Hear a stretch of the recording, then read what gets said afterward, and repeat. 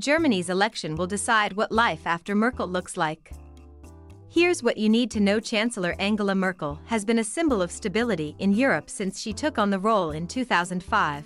The chemist-turned-political mainstay has withstood a wave of populism, a financial crisis, a pandemic, and Brexit to carve out an impressive legacy as the world's most successful female leader.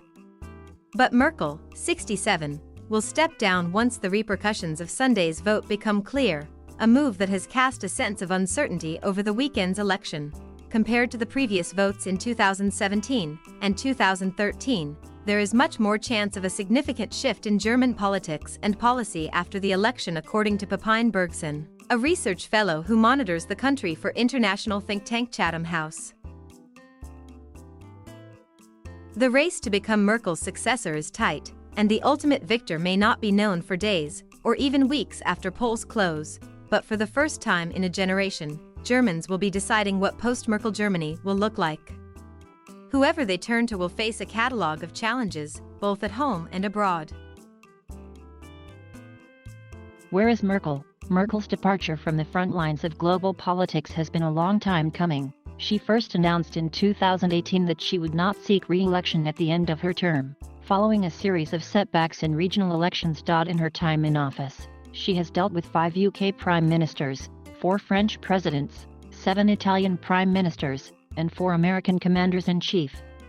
Her period in power has been a remarkably eventful one, and Merkel's imperturbable presence throughout has earned her an international reputation for stability and level-headedness. The European refugee crisis of the mid-2010s proved a major challenge to Merkel's party, the Christian Democratic Union, and she has also earned detractors over her close relationship with China.But after a pandemic which saw Germany fare better than many of its neighbors. Analysts and polling suggest Merkel will leave office with the respect of most Germans. Who's in the race to replace her? But other parties have grown in popularity over the past decade as the CDU and SPD have lost ground. This election is particularly close. The CDU and SPD have both held polling advantages, and the Green Party has also emerged as a serious contender. Merkel's successor at the helm of the CDU is Armin Laschet, 60, a longtime ally of the Chancellor and the party's deputy leader since 2012. A devout Catholic whose father was at one point a coal mining engineer, he was selected as the party's candidate after a torturous leadership tussle.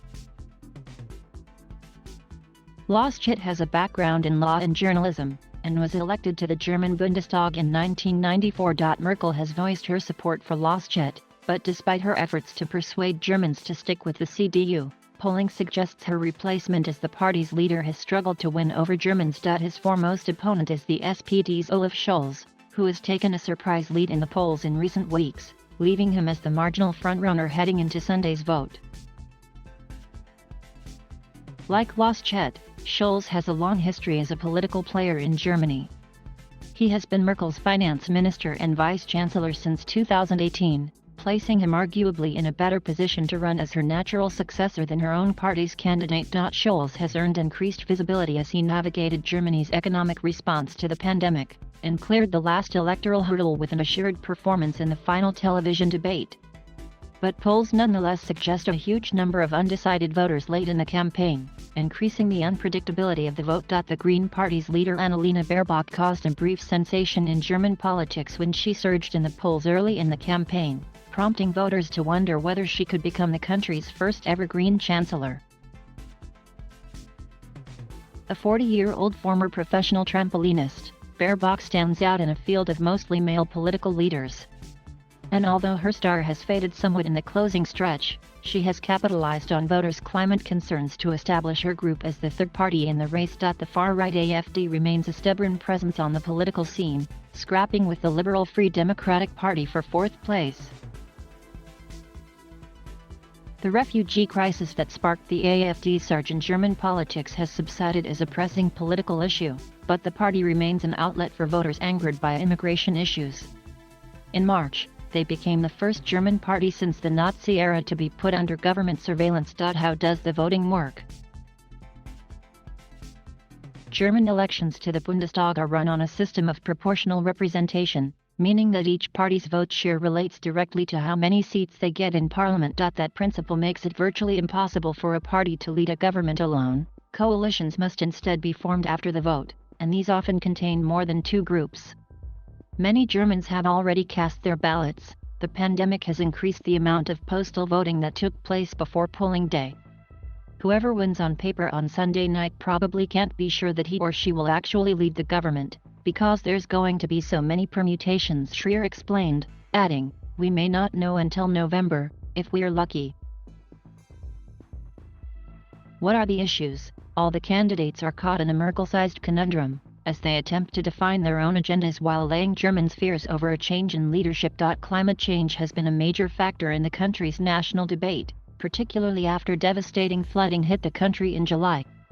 A push from Merkel has put environmental issues at the heart of German politics, and virtually all parties have stressed their green credentials. In this campaign, the Green Party has called for a 70% cut in greenhouse gas emissions from 1990 levels by 2030, compared to the current government goal of a 55% cut.